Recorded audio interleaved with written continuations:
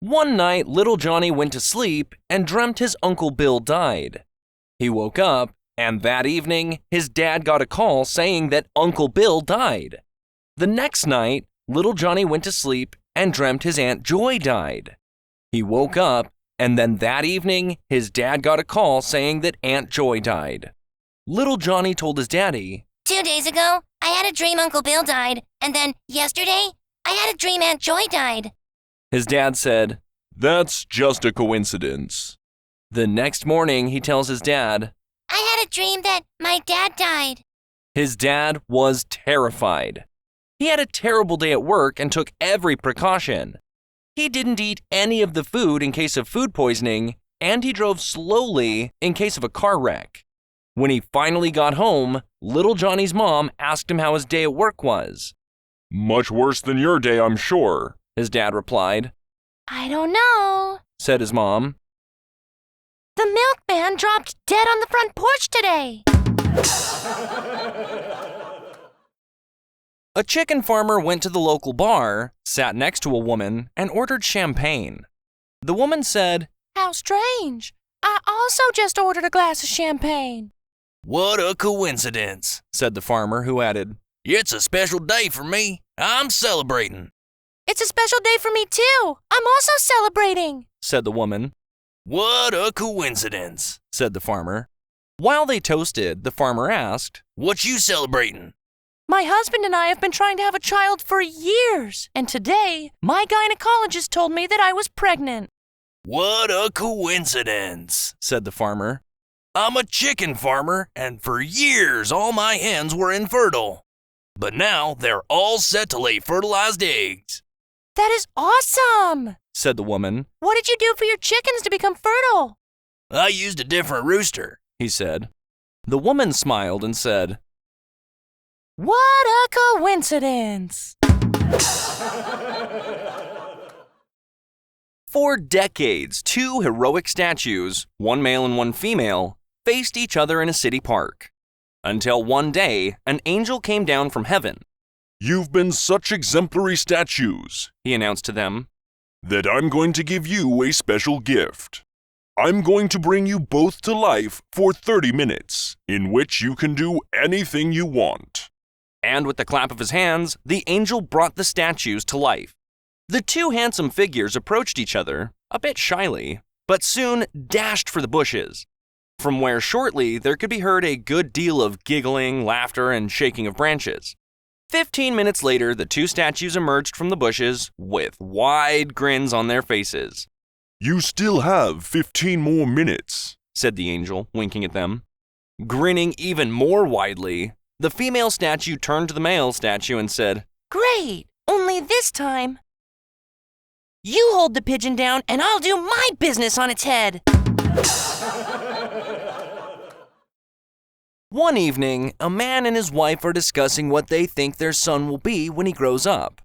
"I have an idea," says the father.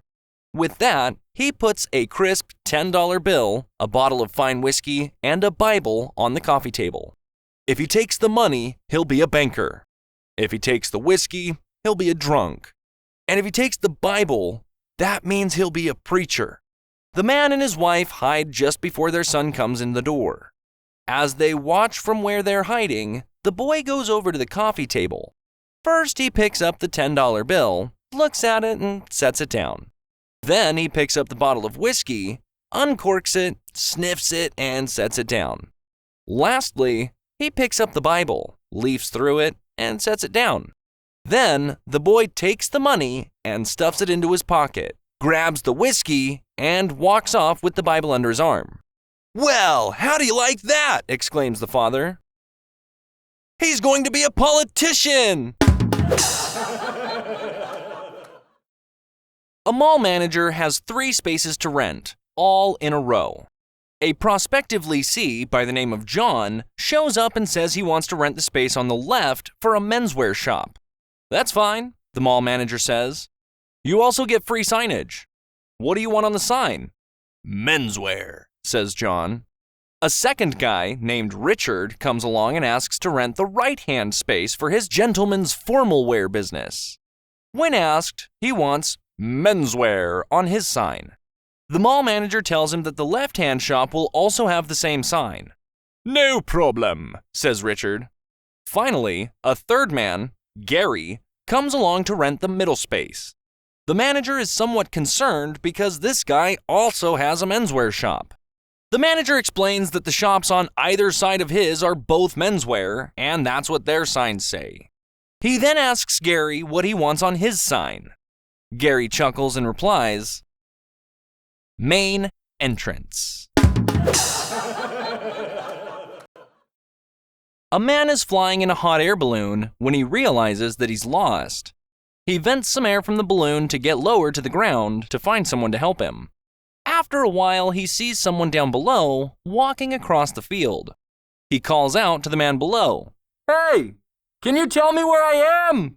The man on the ground calls up, "Yeah, you're in a hot air balloon hovering about 100 feet above this field." The balloonist shakes his head and says, "You must be an engineer." The man on the ground is amazed. "Yeah, that's right. How did you know?" "Because your answer was technically accurate, but in reality, useless." The man on the ground answers, "Oh yeah? Well, you must be management." Now the balloonist is amazed. "That's right. How did you know?" The man on the ground answers, "Because you've got no clue as to where you are or where you're going. But you expect me to be able to help you, and you're in exactly the same mess you were before you asked me for help. But now it's my fault." Javier comes up to the Mexican border on his bicycle. He's got 2 large bags over his shoulders. The guard stops him and asks, What's in the bags? Sand. answers Javier. The guard says, Well, we'll just see about that. Get off the bike. The guard takes the bags and rips them apart. He empties them out and finds nothing in them but sand. He detains Javier overnight and has the sand analyzed, only to discover that there is nothing but pure sand in the bags. The guard releases Javier and puts the sand into new bags, hefts them onto the man's shoulders, and lets him cross the border. The next day, the same thing happens. The guard asks, What have you got? Sand. says Javier. The guard does his thorough examination and discovers that the bags contain nothing but sand. He gives the sand back to Javier, and Javier crosses the border on his bicycle. This sequence of events is repeated day after day, every single day for a year. Eventually, Javier is never seen crossing the border again. Years pass, and by coincidence, the guard happens to see Javier in a cantina in Mexico. Hey, buddy, Says the guard, I know you was smuggling something. It's driving me crazy. It's all I think about. I can't even sleep. So, just between you and me, what were you smuggling? Javier sips his beer and replies, Bicycles.